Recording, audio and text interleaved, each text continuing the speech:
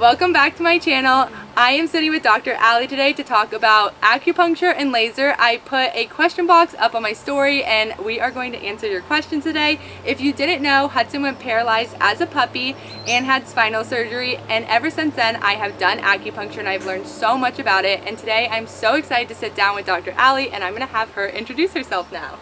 Hi guys, thank you for having me. Thank you for sitting down. We are so excited about this / nervous. It's really exciting to be here. I'm a veterinarian. I do mobile house calls, but I also specialize and I'm certified in acupuncture. Have some rehabilitation training, so we're going to go through your questions. And while we're sitting here, she is actually going to start, I think, with laser, right? She's going to start with laser and then be doing acupuncture, and I will be asking her questions. We'll just be chatting about all of it. So let's jump into it.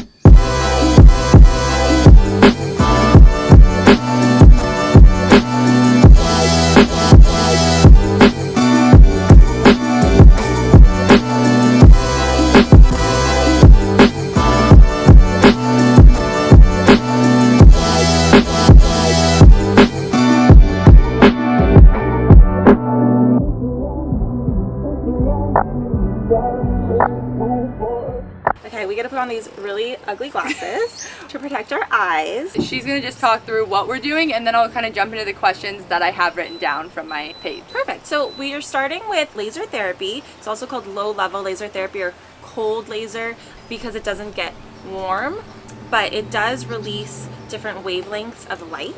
As you can see, we're just putting the probe on his back and it's emitting different wavelengths of light, but they're wavelengths that we can't see, but they can hurt our eyes. That's why we wear these really fashionable goggles. What it does is it penetrates into the tissue, so we're trying to penetrate into his muscle, into his spinal cord and his joint spaces, and it does a few things. So first, it increases blood flow to the area, which increases healing. And then it also, because of that, can reduce pain, like reduces inflammation, and it increases healing because it also affects the cells at the cellular level to increase ATP production, which is like the energy of the cell. So that's how it helps healing, reduces inflammation. As you can see, he really likes it. Yeah, he's so relaxed. It's so interesting to hear you talk about this because I feel like so many times when you're doing stuff like this, you understand it to like a little bit, but a lot of times you forget to ask all those questions. Totally. And every time I share about Hudson on my page and I share this, I get so many questions, and I know only so much from our experience, and I share my experience, but to sit down and really understand it in a different way is so unique, because I feel like I asked on my page, I think it was, has anybody asked vets about this? And a lot of people are like, no, I didn't know to like dig into it or to ask about these questions, because you just don't think about it always. Like, you ask how it helps, but I feel like to really understand it is a whole different thing. It's something that's a little bit newer in veterinary medicine, but they do it in humans too. Like if you go to PT, physical therapy, they might do it to you on, you know, whatever your injury is. But yeah, it really helps with healing. You don't really feel it. Like I've done it on myself before. Sometimes it feels like a little bit warm. Okay. But mostly I think they think it feels good because it's kind of massaging his back as well. Yeah, he's snoring. Yeah, I think that's actually a really good point, is that it doesn't hurt him. Because I think a lot of times you're doing it to them and I'm watching you, I'm like, is he feeling it? Is it hurting him? But to know like he's totally comfortable right now, he is napping. And do you always do this before you do acupuncture? Is there a reason you do them together?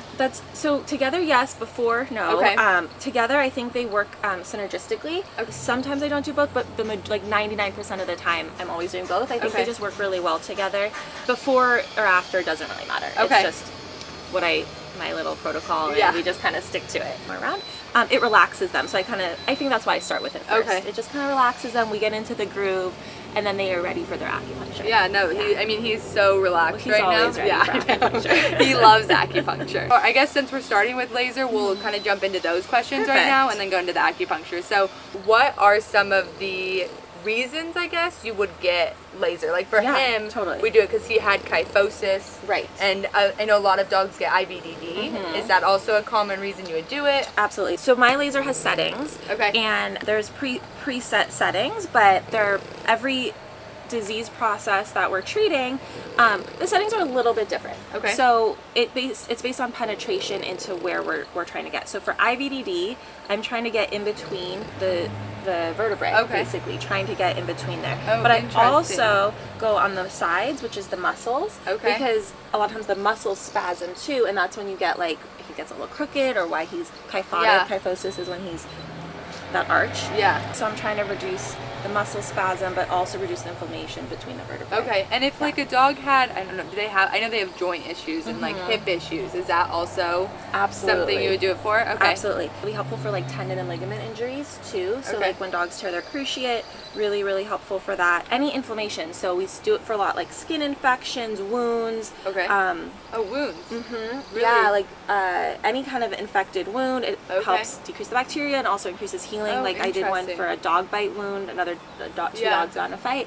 But also even for like ear infections, anything where there's inflammation close to the surface. The only thing is it's hard to penetrate deep into the body. Okay. The light gets absorbed by the tissues, so which you want for the surface, but it doesn't penetrate deep enough. Okay. So it only penetrates a little bit into the muscles or the skin, Okay. or the joint, but you can't get kind of deep. So that's the one limitation. That's super interesting. I feel like can I take didn't. these off Okay. I like them. They're stylish.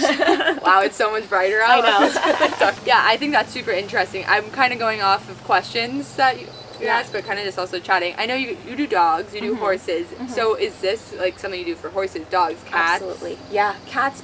So cats are great with laser. Acupuncture's a little iffy with cats. Okay. I've done it. Depends on the cat. Okay. I've But also that's had just a cats harder run one. off with needles. Yeah. Because cats are a little funny. They don't really want to. They don't always want to stay put. Yeah. And keep needles. I mean, in. it's hard enough keeping. Yeah. I feel like most. Exactly. A lot of dogs, right? I don't know. Most Or- dogs are really good Oh, for really? it. Yeah. They keep calm. Yeah. Okay. Yeah. That is That's a another question. That We'll is a get to that question. one. We're ready with our question. Yeah. We are going to now transition from laser to acupuncture, and she is going to kind of explain it as she does it, and then I'll be asking her questions. We'll be conversating, asking questions, and just letting Hudson enjoy his acupuncture. He's already enjoying. I know, he's literally- his afternoon. So relaxed, and he knows. I feel like when he gets think acupuncture, so, he too. gets so excited. He's Yeah. like ready to nap. So basically what acupuncture is it's tiny little needles, and they come in different sizes. They're really, really small. We put them in only a few millimeters into different points. Okay. And these points are historically invented, I guess, by the Chinese, and that's why it's like a type of Chinese medicine. I was trained more in like the Western science space, Okay. but the points are the same. Okay. And so what we found is that the points of Chinese medicine, every single one of them, and they probably didn't know this, they just knew they worked, but every single one of them is either in relation to a nerve, a vessel, or some sort of structure in the body. That's And- yeah. super unique. I was Yeah. gonna say, you earlier said that people also get laser, and I was gonna be like, yeah, I get acupuncture. Yeah. I go to a Chinese medicine doctor, which Exactly. reminded me, it's like people can get acupuncture, and dogs Totally. get acupuncture, or pets get acupuncture, yep. and then they can also do laser. Kinda. My fingers look ginormous, but it works. Really little. They're really little, if you can see it. And then they come in this package. So- Are they all always green, or are they different No, colors? Different every colors? size is different. So just the color corresponds to the size. Oh, that's Yeah. it. That's good. That's Yeah. a good way to do that. Exactly. We're gonna jump into just what is acupuncture. That was a very actually common question I got. But like I said, it's these teeny needles, and they are put in different points. So I'm not going willy-nilly like picking random points where I'm putting needles. They're actually like points that we learn, and they correspond to different things. So for him, we do a lot on his back because that's his issue. But I always put some in his legs and his neck, but primarily we focus on the back. But for different issues, we might focus on a different area. For a dog, I guess, is it? You can't really do. Do you ever underneath or anything like that? I don't know why you Yeah. would, but I guess it just Right, he always lays sometimes, down. but not usually Okay. because you don't want to. You want to go into muscle. Okay, So there's a and lot of then- organs right here, right? Okay. But like if he hurt his knee, for example, we Okay. might go more around the knee. Okay. If he hurt his neck, obviously we do neck, shoulder, elbow, that kind Okay. of thing. I guess I was thinking of me. I was like, I've done it on my Yeah. stomach. You know, I was thinking of like different places you could do it, but that makes sense. You And- keep it more where the muscles. Now, like I said, there's kind of two schools of thought for acupuncture. There's more traditional Chinese medicine, and there are vet programs that focus on that, and I was a Okay. little more Western trained. Okay. It's very similar. It's Okay. just our reasoning for each one is a little different. That's actually Yeah. something I've shared on my page. Is I've done a lot of like Western and more like Chinese medicine. And I think that's so unique because that was something I actually talk a lot about, is how I've like kind of done both, because I see the benefits in both, and I feel like this is a combo. It is. Kind of. Yeah. And you were just saying like you've learned it in one way, but it's from both ways. Exactly. It's not a replacement for surgery, right? They're hand in hand, right? Yeah. We're trying to reduce inflammation, make him feel as best as he can, but at the end of the day, it's not gonna fix a major problem, but it really is a benefit, and it can help us and help our more medical treatments work better. Can it help decrease the chances of needing surgery? Because I know some dogs that have gotten acupuncture and ended up not needing surgery because it helped them get to a better spot. For him, we did it, but he was going paralyzed so fast. At that point, the specialist was like, no, we have to do it tomorrow, or like... It was like one of those situations. So it's a great question. So I'm going to back up a little to answer like the benefits of acupuncture first, because I think that will help me answer that question. The benefits of acupuncture, so there's a few. So first, like, we're putting these little needles directly into the muscle fiber, and truly like at the muscle fiber level, this reduces muscle tension. So like sometimes I even like spin the needles a little bit, and so really like it's just physically like releasing the tension by releasing the muscle fiber. Oh wow. Yeah, it affects that at that level. So it really helps with reducing muscle spasm, muscle tension, which obviously reduces pain. So that's number one, which I think why for IVDD, intervertebral disc disease, it's really beneficial, because they're usually really painful because they get muscle spasms secondarily. It also, like laser, increases blood flow, which brings all those healing factors in, just helps, get all the toxins out and all that. So that's another one. One great thing about acupuncture is it actually affects the nerves and helps nerve function and nerve communication. So it's affecting the nerve pathways. So you'll see, so I'll do his back, but then I also do, like, we'll do his feet, and we'll do like a few points down his legs. And so we're just trying to tell everything to talk to each other. Again, it's like a little bit of stimulation that helps the nerves be like, okay, well, I see you down there, like we're gonna communicate. That's a really good way to explain it to you, because especially with, like, for him, he was paralyzed back here. So it's kind of like a, hey, more of a trigger, is that the right word? To the back legs, like, I'm here. Don't forget me. It does release good neurotransmitters. So like the ones that, your nerves release different neurotransmitters that talk to different parts of the body, to different nerves, and so they release endorphins. So that relaxes you, makes you feel better. So I think that's why they feel so relaxed and happy. But it also makes the nerves communicate. Yeah. So a lot of benefits from Acu. Now, to get to your question of does it prevent surgery, like in his case, for like intervertebral disc disease? And the answer is yes and no. So it depends. So with intervertebral disc disease, when that disc is pushing on the spinal cord, it is truly an emergency. So when they become paralyzed like that, when you're seeing signs of paralysis or paresis, is what we call when they have decreased ability to move, in layman's terms. That's an emergency. And you really do only have a certain amount of time, because if that spinal cord is damaged too far, you're never going to get that function back. So you've got to get in there and you've got to get that pressure off the spinal cord. But if you're not to that point, then we can reduce the inflammation, we can reduce pain, we can reduce or increase the nerves talking to each other, nerve communication. So sometimes we can avoid surgery, but if it's a serious, true emergency, then we need surgery. That's something I actually always say when people ask. I'm always like, just depending on the situation, like ask your vet, because you never know if acupuncture can help, and maybe you don't need the surgery. Maybe they do still, but you can ask and see, because we actually I introduced you to one of my friends whose dog was going paralyzed because of IVDD, and you started acupuncture, and that was one of those, was that kind of one of those situations where she ended up not needing surgery? So yes, so in that case, so if there's true paralysis or paresis, like I said, like we truly have decreased function, and usually what we see with that is like they start dragging their back legs, like they can't flip them over. If we start seeing that, then we usually recommend at least an MRI to see what's going on at the spinal level, and likely surgery. However, it does depend on the dog too, because if it's a really old dog, it's a major surgery, right? And it's expensive. We're looking at a lot of money, and it's a lot to put a dog through. So those are factors too. But I think in a young, healthy dog, if we're starting to see any decreased function in the hind end, that's when I refer to a neurologist. Okay.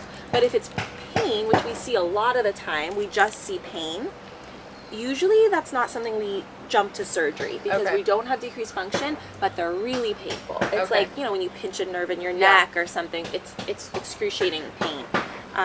And so that's when I think acupuncture with medications can work really, really well together. That's I feel like that's an interesting one because I think there's so many cases and I've talked to so many different, you know, like for us, it was both. Right. And then for some people, it's just one. Right. And that's why I feel like when people ask, I'm always like, just ask and see. Yeah. Can acupuncture be that solution? Maybe it is, maybe it's not. But I feel like even if it's not the full solution, it's very helpful. Absolutely. And even with surgery, not to interrupt you, no. I know that like a lot of surgeons and stuff, it's still a little controversial. This is on the outskirts a little bit of, you know, regular medicine. But even with surgery, I like to get those dogs after surgery within the week or even sooner back to laser, trying to reduce that inflammation because of the surgery. That's really good to know. Yeah, that's something I feel like I actually asked pretty quick. It's like, go do what you feel confident with, because they were also far away, so it's kind of like I had to get him into stuff. Absolutely. So that's really good to know. Yeah, I'm gonna put a timer on for him. So we do, we're gonna shoot for 30 minutes. Okay. And that was another question about how long we leave the needles in. So we do like 25 to 30, sometimes more if he's relaxed. Yeah. We've had times where he hasn't been relaxed. I feel like not bad though. Not bad, but just more like standing. he has like things to do. Yeah. Yeah. It's busy. But you can still do it. Like, we have still done acupuncture. Like, I think actually in one of my reels, he's standing in most of the video. Totally. He just wasn't napping like this, and he just knows he's on camera right now, so he's acting really good. He's acting. Yeah, totally. They can be standing, they can be sitting. I have a lot of dogs that sit. The only thing that happens when they're standing is like the needles fall out. Yeah. And I just put them back in. Something we always do with him too, especially being at home, is we're at my parents' house, and we take him away from the other dogs. Yes, that's a great. We tried that once. Yeah. That one didn't go. Yeah, and I tell people that too. In a quiet area, because if they are distracted, they move and then the needles fall out and then we have to put them in. And it's not the end of the world, but it's not, we want them to get the full benefits. Yeah. Actually, I think someone's question was, how do you keep them calm? Oh, yeah. So I don't do this with Hudson because he's so good, but a lot of dogs I do treats. So I do treats that last for a while. So a licky mat with peanut butter, frozen Kong, or a frozen jar of baby food. And it's like a popsicle. Okay. And that keeps them still usually. So the ones that are wiggly, I bribe. That's actually a really good idea. I've had a few people like message me before, just being like, my dog just gets so nervous and gets so stressed, and you know what? I've never had one that we couldn't do. Okay. Yeah. That's great to know. I feel like that's a big thing for a lot of people. They're like, you know, maybe their dog's active. Really? Yeah. They're like, oh, my dog's not gonna sit. I'm like, yeah, they will.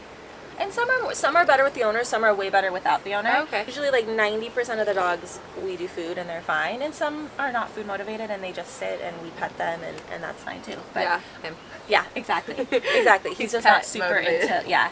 He's attention motivated. Yeah. Okay, we're gonna jump into another question. Let's see what we have. I don't know if we answered this exactly, but I thought this was kind of interesting. Does something need to be wrong with the dog for them to need acupuncture? No. I think there's a lot of things that we use it to treat. Okay. It just helps them be relaxed, feel good. It helps the immune system.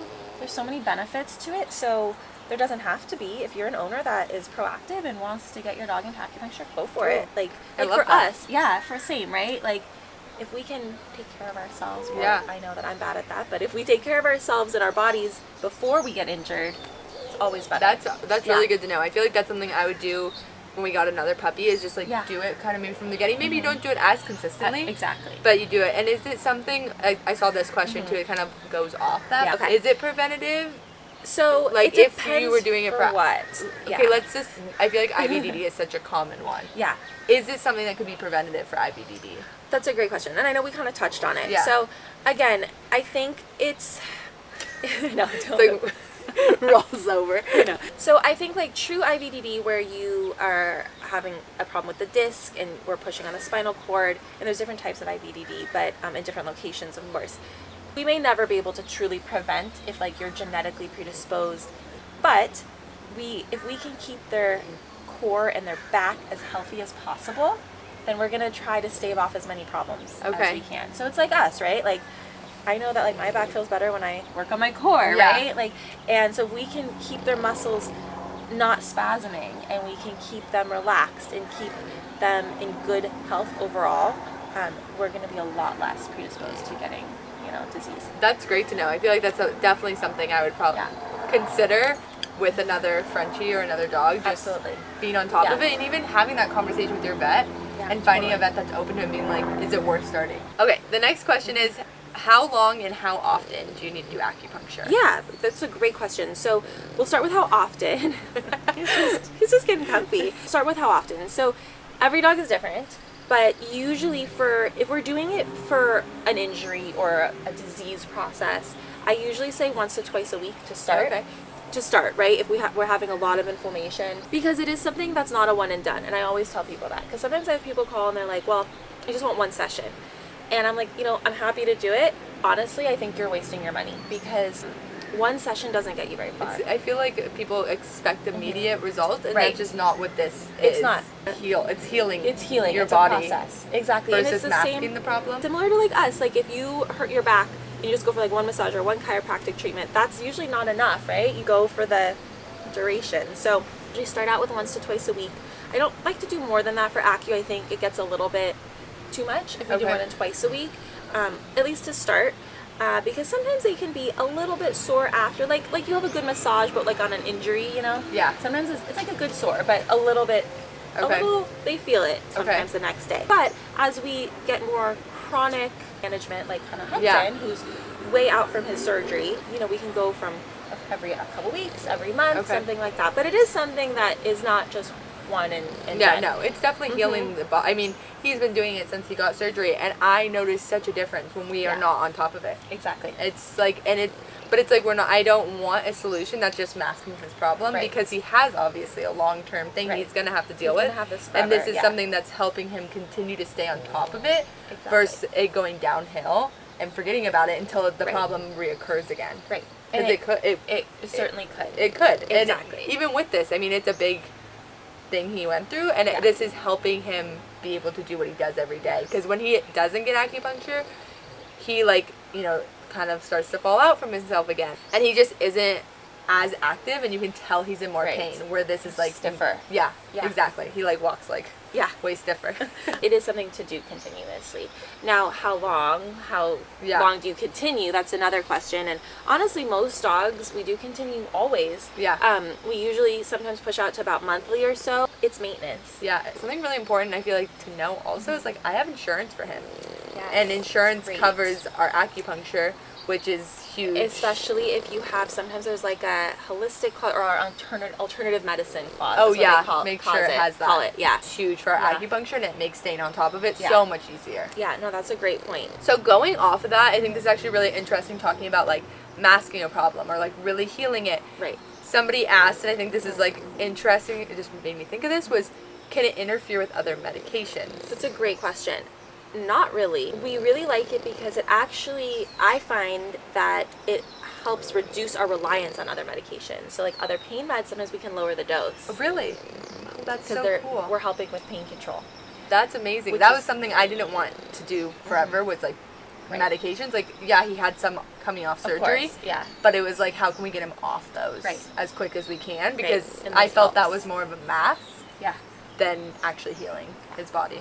Okay, this one I also thought was kind of interesting going off that was questions to ask the doctor to find the right person. To find the right vet. Yeah, right? if I was looking for somebody, what Yeah. would I ask? Because I think a lot of times it's nerve-wracking Absolutely. going into a vet, not Yeah. knowing, and then just maybe it's not the right fit for you, and that's okay. Totally But fine. knowing what questions to ask so you can okay, Yeah. that is the right Find fit. the right fit. Yeah. Yeah, absolutely. First of all, I would recommend that you ask, is it a vet doing the acupuncture? Okay. Because I do think that's important. I know there are some other people that do it, but I think it's important to know the anatomy. Then the second question is to see what their certification is. So Okay. I'm a certified veterinary medical acupuncturist. Okay. And then I want to touch back kind of on what I mentioned earlier, there's the Chinese medicine side and then the Western side, and they're both great.